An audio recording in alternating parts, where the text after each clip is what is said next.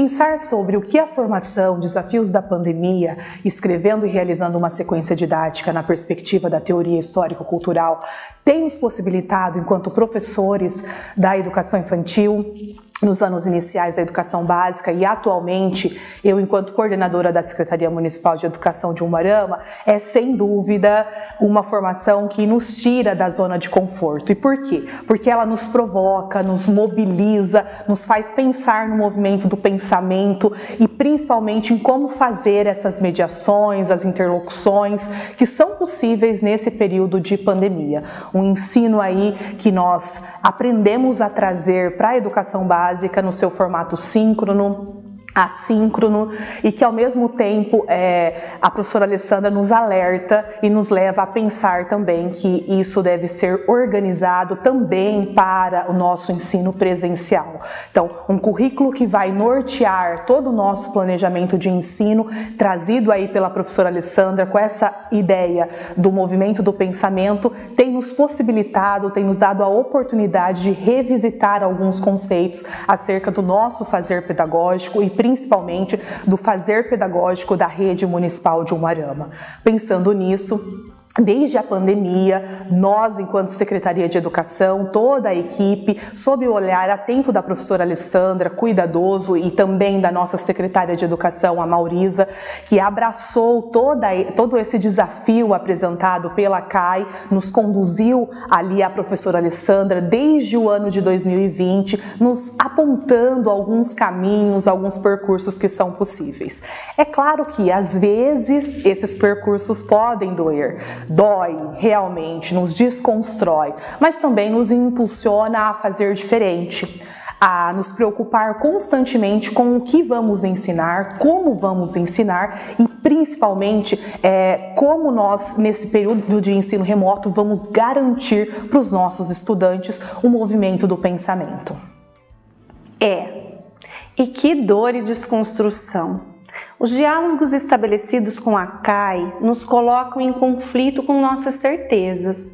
Quando começamos a organizar o nosso trabalho em rede, como disse nossa coordenadora Elisângela, com o objetivo de apoiar e fortalecer os professores e ofertar aos estudantes acesso a práticas educativas, nossas primeiras ações tiveram que ser rápidas. Naquele momento não dispunhamos de recursos para ensino assíncrono, nem sabíamos muito bem como isso funcionava. Achávamos que logo voltaríamos ao presencial, como ocorreu em 2009 com o H1N1. Então, reunimos com nossa equipe, no momento em que todos estavam em distanciamento social em suas casas, e apresentamos o desafio, a produção de um material impresso com atividades que pudessem mobilizar o pensamento de nossos estudantes e que a família conseguisse auxiliá-los.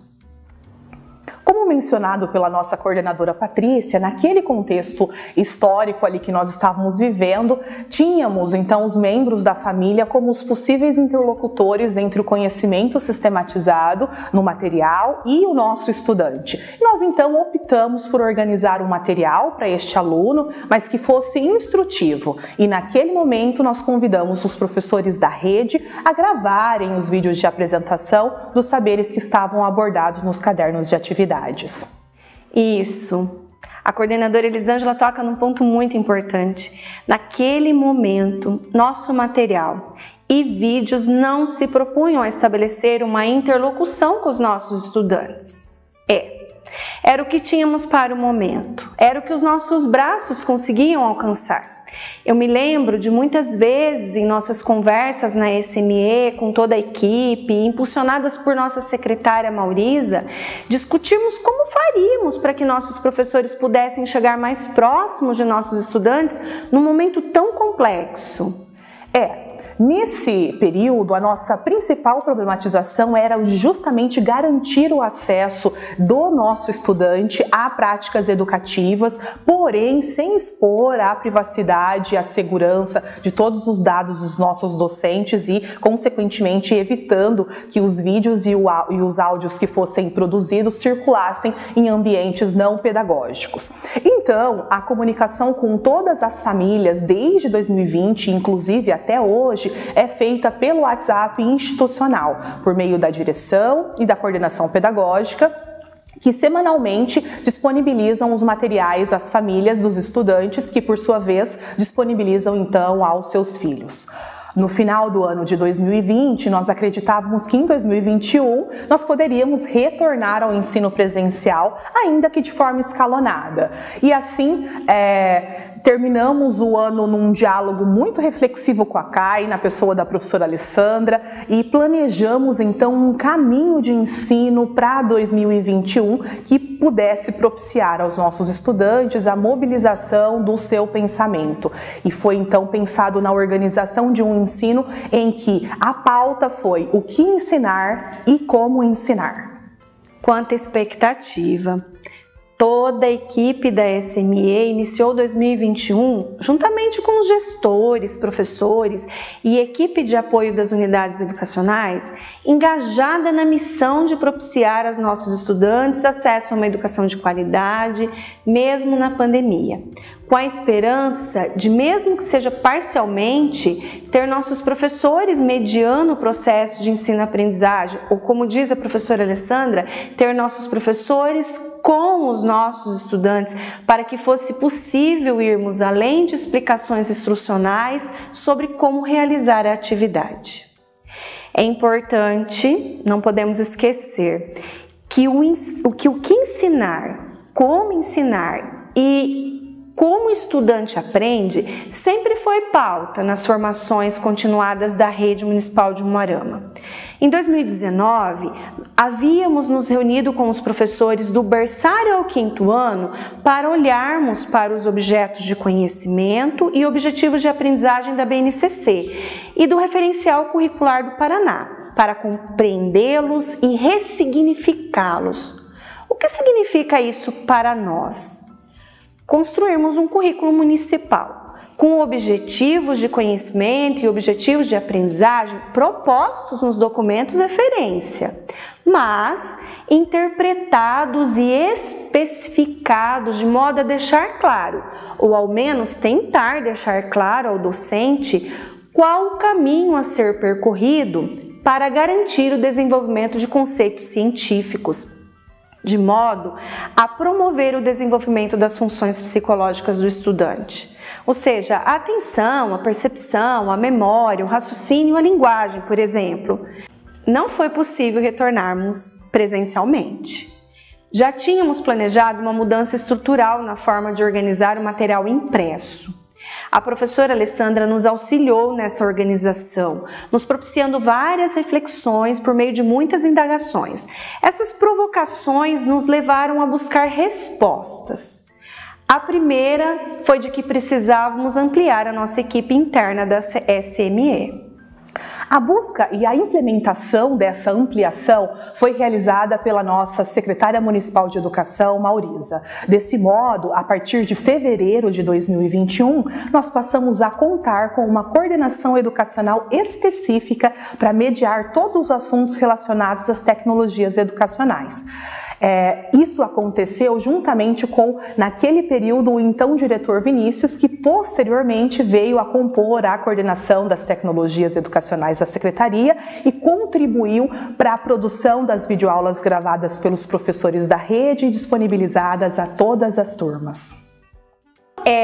Nascia ali a Rede Pedagógica Colaborativa Digital, que viria a materializar o planejamento de um caminho de ensino que busca constantemente, entre erros e acertos, garantir a interlocução no processo de ensino-aprendizagem em tempos de pandemia. Mas como isso poderia acontecer? Nesse cenário, a nossa equipe pedagógica, que são as coordenações educacionais por componente curricular, foram essenciais para pensar em como colocar o estudante em conflito com suas certezas, buscando desencadear o pensamento e provocar a apropriação dos conhecimentos acumulados pela humanidade. A essa altura foi necessário refletir: quais saberes, entendidos como socialmente válidos e elementares neste momento de pandemia? A resposta dada pela equipe foi a de articular alguns conteúdos básicos de cada componente com os objetivos de aprendizagem dos componentes de língua portuguesa e matemática. Objetivos estes voltados para a garantia da apropriação do sistema de escrita alfabético e o raciocínio lógico-matemático.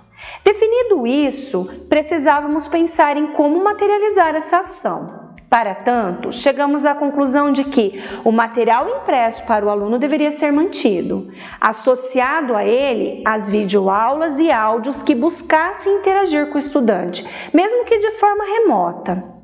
Assim, passamos a elaborar também um plano de ensino para os docentes, visando auxiliá-los nas gravações das videoaulas e áudios. Qual era a nossa intenção pedagógica nesse momento? A nossa intenção era auxiliar o professor a produzir uma linguagem que pudesse colocar o estudante em conflito com suas certezas, que pudesse acionar seus conhecimentos prévios, colocando-o em uma atividade de pensamento. Essa linguagem não é nada fácil. A cada conteúdo a ser abordado, era preciso horas de reflexão sobre como ensinar.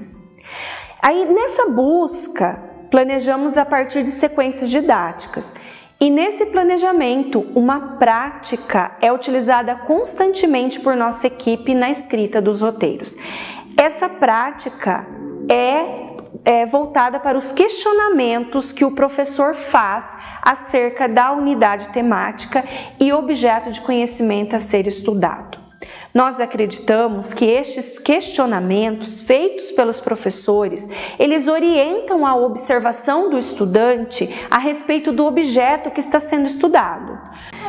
Neste mês de junho, temos 100 professores divididos em 5 turmas, uma de primeiro ano, uma de segundo, uma de terceiro, uma de quarto e uma de quinto, juntamente com as coordenações da SME, produzindo o 4º bloco de atividades e o plano de ensino aos docentes para o início do segundo semestre. A escrita de sequências didáticas é mais um desafio que passamos agora a compartilhar com nossos docentes, que sempre estiveram conosco revisando e validando o material produzido.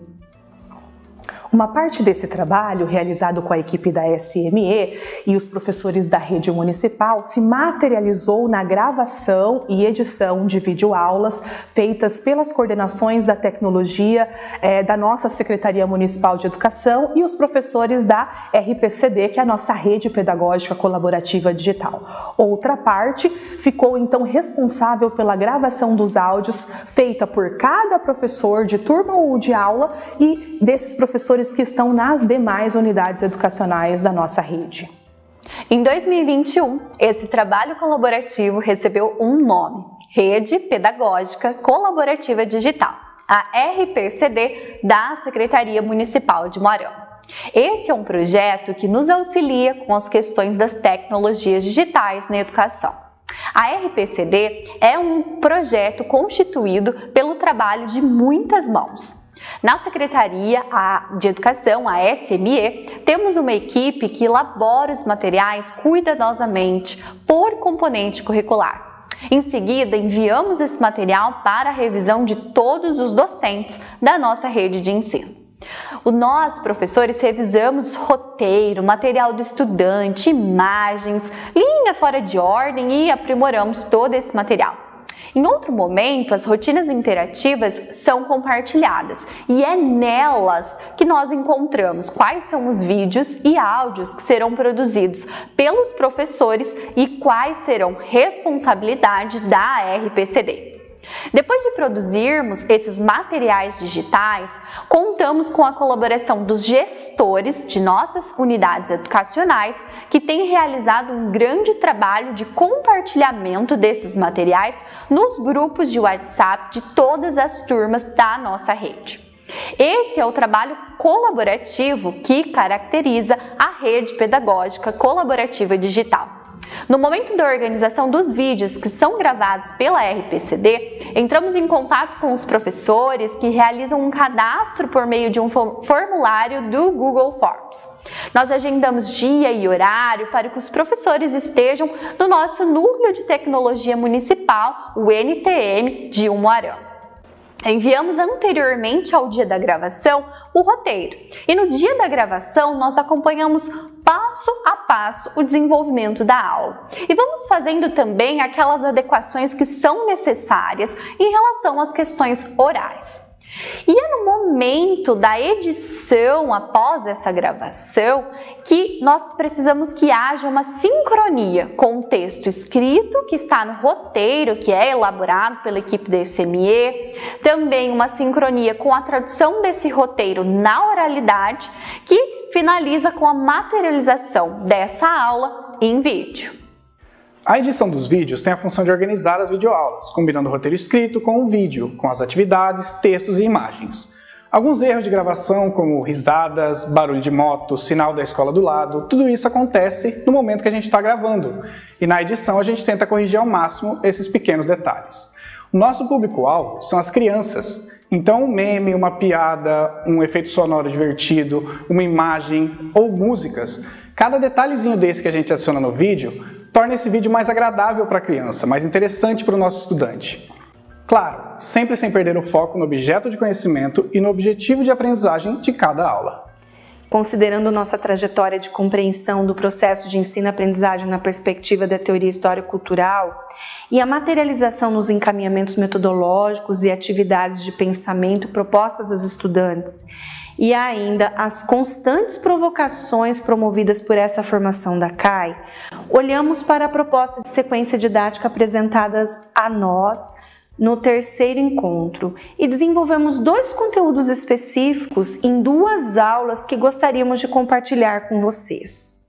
A primeira aula, ao nosso ver, materializa a terceira etapa do segundo momento e a segunda aula inicia a quarta etapa. Sabemos que há diversas possibilidades, mas esse é um caminho que escolhemos para esse momento. Esse caminho tem sido validado por todos que estão nesse processo, docentes, gestores, estudantes e família, mas também está em constante avaliação e abertura para mudanças e já vislumbra novos caminhos para o ensino presencial.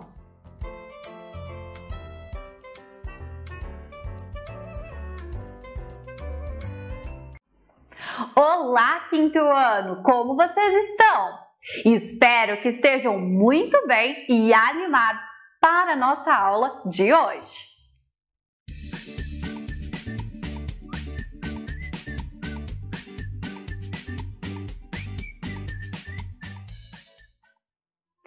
Eu sou a professora Daiane e hoje vamos iniciar os nossos estudos sobre a unidade temática Povos e Culturas, meu lugar no mundo e no grupo social. Mas, afinal, o que estudaremos nessa unidade temática? O conteúdo que vamos estudar nessa unidade temática será o que forma um povo, do nomadismo ao sedentarismo. Essa será a primeira aula de nossa sequência didática. Ao todo, serão 5 aulas que nos ajudarão a identificar os processos de formação das culturas e dos povos nômades e sedentários, relacionando-se com o espaço geográfico ocupado. Na aula de hoje, vamos conversar sobre o significado dos termos nômade e sedentário. Vamos lá? Para iniciarmos a nossa aula, quero ouvir o que você tem a me dizer sobre o significado do termo nômade e sedentário. Você sabia que esses 2 termos são utilizados para classificar o modo de vida de um povo? Então, me diga, o que é nômade? E qual o significado do termo sedentário? Eu estou curiosa para ouvir a sua resposta. Por isso, prepare-se, você vai gravar um áudio dizendo o que você entende por nômade e sedentário. Depois, peça alguém da sua família para enviar no grupo de WhatsApp da nossa turma. Para que você possa gravar o áudio, planeje a sua fala. Para isso, abra o seu material na página 1. Nela, você encontrará um espaço para planejar e escrever a sua fala. Depois, é só gravar o áudio apoiado na leitura do texto que você já planejou e já escreveu. Na próxima aula, a professora vai compartilhar com vocês os áudios enviados, por isso, caprichem! Adorei estar com vocês! Tchau, tchau e até a próxima aula!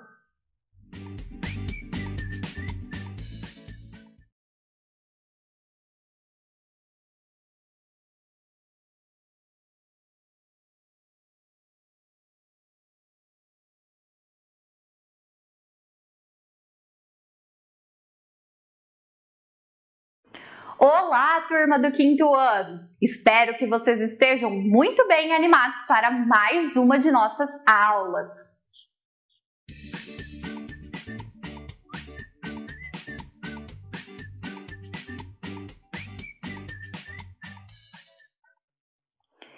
Eu sou a professora Daiane e hoje vamos começar relembrando que na aula anterior fiz um questionamento a vocês. Vocês se lembram? Eu queria saber qual o significado dos termos nômade e sedentário.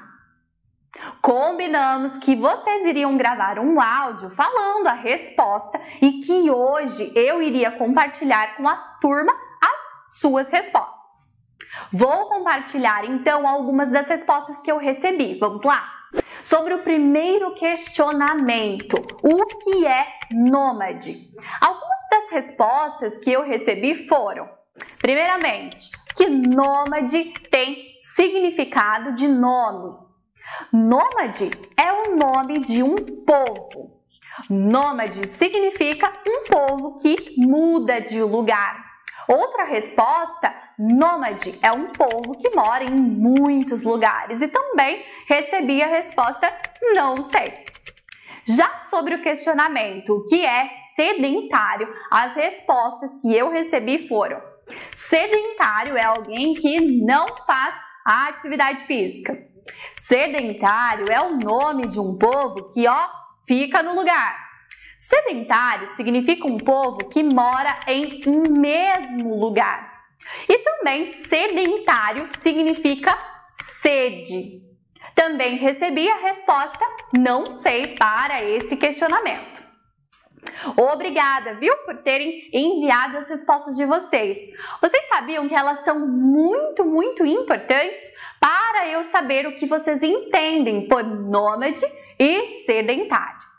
Lembra que na aula anterior eu disse que esses dois termos são utilizados para classificar o modo de vida de um povo? Mas, afinal, o que significa nômade e sedentário? Pois bem, no decorrer das nossas aulas, vamos descobrir juntos. O conteúdo da nossa aula de hoje é nomadismo, origem histórica. Nessa aula, vamos entender qual é a origem histórica do nomadismo, bem como as razões materiais que explicam a sua existência. Sendo assim, a pergunta de hoje prepare-se, qual é a origem histórica do nomadismo, bem como as razões materiais que explicam a sua existência? O que será que você pensa sobre isso? Sobre essa questão que nós acabamos de ouvir. Para entendermos a origem histórica do nomadismo, bem como as razões materiais que explicam a sua existência, vamos recorrer à leitura de um texto enciclopédico sobre esse assunto.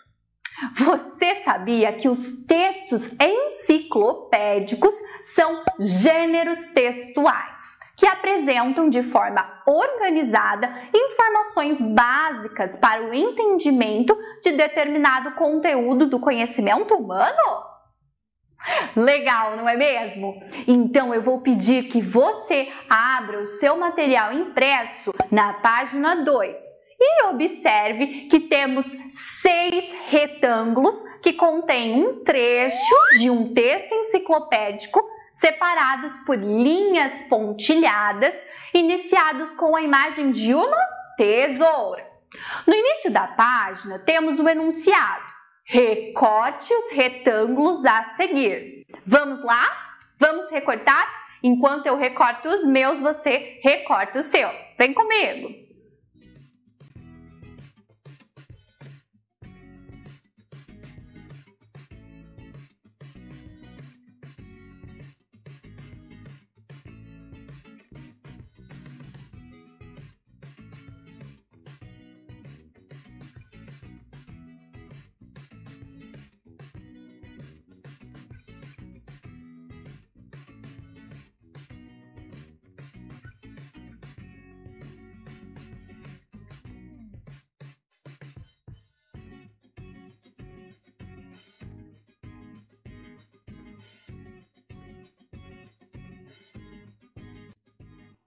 Muito bem! Agora que recortamos, vou pedir para que você faça a leitura em voz alta dos textos que estão dentro de cada retângulo. Isso aí, os retângulos trazem parágrafos do texto, título do texto e onde essas informações foram retiradas. Mas tem uma coisa estranha aí, não tem? Será que tem? O que será, hein? Ele não está organizado na estrutura lógica de um texto, ou seja, aquela que nós já conhecemos, título, parágrafo inicial, ou seja, a introdução, parágrafos de desenvolvimento, parágrafo de conclusão e, por fim, a fonte. Então, vamos organizar os trechos recortados e compor um texto que nos traz informações a respeito do nomadismo? Vamos lá? Para isso, organize os trechos de acordo com as informações apresentadas. Caso seja necessário, dê um pause nesse vídeo e retome-o para continuar as atividades depois que você já tiver encontrado o trecho que nós estivermos procurando. Primeiro, você precisará localizar o título do texto. Muito bem, você encontrou! O título do texto é A Origem do Nomadismo. Agora é a vez de localizar o parágrafo inicial, ou seja, a introdução do texto. Esse parágrafo tem 5 linhas e inicia com a apresentação dos 2 períodos da pré-história em que o nomadismo foi uma prática comum entre os primeiros grupos humanos. Encontrou? Esse é o parágrafo inicial, ou seja, a introdução. Agora é hora de localizar o segundo parágrafo. O parágrafo que desenvolverá o assunto apresentado no parágrafo inicial. Atente-se para as dicas, vamos lá? Esse parágrafo também tem 5 linhas e explica como os primeiros grupos humanos viviam. Achou? Parabéns! Esse é o segundo parágrafo. Organize-o abaixo do parágrafo inicial. E vamos localizar o terceiro parágrafo. Nele, você encontra informações sobre o período da Pedra Polida. Esse parágrafo tem 6 linhas. Localize-o. Muito bem!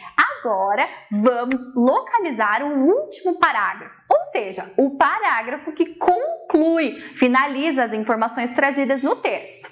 Ele tem 7 linhas e explica como foi a transição do período paleolítico para o período neolítico e também as mudanças no modo de vida dos grupos humanos. Encontrou? É isso aí! Coloque-o abaixo do terceiro parágrafo.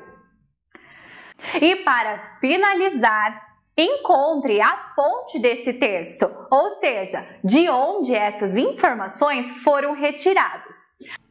Localizou? Agora coloque a fonte abaixo do quarto e último parágrafo do texto. Terminamos de organizar o texto em uma sequência lógica. Na página 3, cole o texto organizado nessa sequência lógica e faça novamente a leitura em voz alta do texto. Como podemos encontrar no texto, na pré-história, com o surgimento dos primeiros grupos humanos, o nomadismo foi uma prática comum. Vou pedir agora que você localize essa informação no texto e circule de vermelho. Vamos lá? No período paleolítico, como os primeiros grupos humanos viviam? Ou seja, onde moravam e do que se alimentavam? Circule no texto o parágrafo que traz essa informação. Os primeiros humanos andavam em grupos, eram nômades, alimentavam-se de caça, pesca e frutos. Esse trecho do texto que você acabou de circular traz o significado da palavra nômades. Faça o colorido de vermelho no trecho do texto que apresenta essa informação. Agora, vamos realizar a atividade 2, que está na página 3 aí do seu material impresso. Vamos lá?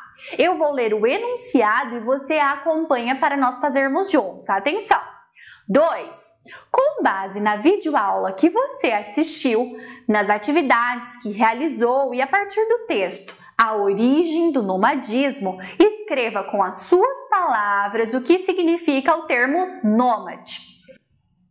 É isso aí, você registrou com as suas palavras o que significa o termo nômade, não é mesmo? Principalmente com base na leitura do texto que fizemos.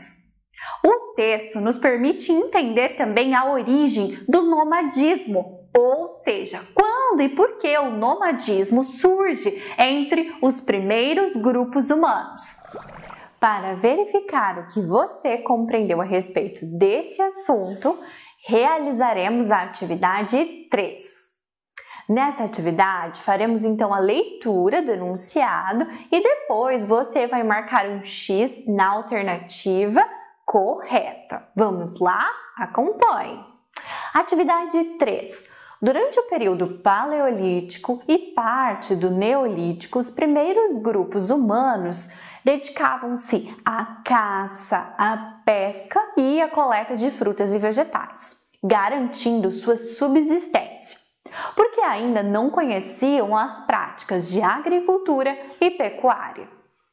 Quando os alimentos esgotavam, viam-se obrigados a transferir o acampamento para outro lugar. Essa prática dos primeiros grupos humanos de deslocar-se constantemente, não tendo moradia fixa, é denominada de alternativa A, sedentarismo, alternativa B, nomadismo, alternativa C, pré-história ou alternativa D, idade da pedra lascada. Muito bem, então pensem e marquem a alternativa correta. Na próxima aula faremos a correção das atividades 1, 2 e 3, sintetizando também o que aprendemos na aula de hoje. Após a correção, vamos continuar a nossa sequência didática a respeito do conteúdo, o que forma um povo, do nomadismo ao sedentarismo. E para continuarmos ampliando os nossos conhecimentos, na próxima aula entenderemos qual é a origem histórica do sedentarismo, bem como as razões materiais que explicam a sua existência. Bem, a nossa aula de hoje vai ficando por aqui. É sempre muito bom estar com vocês. Se cuidem, tchau, tchau e até a próxima aula!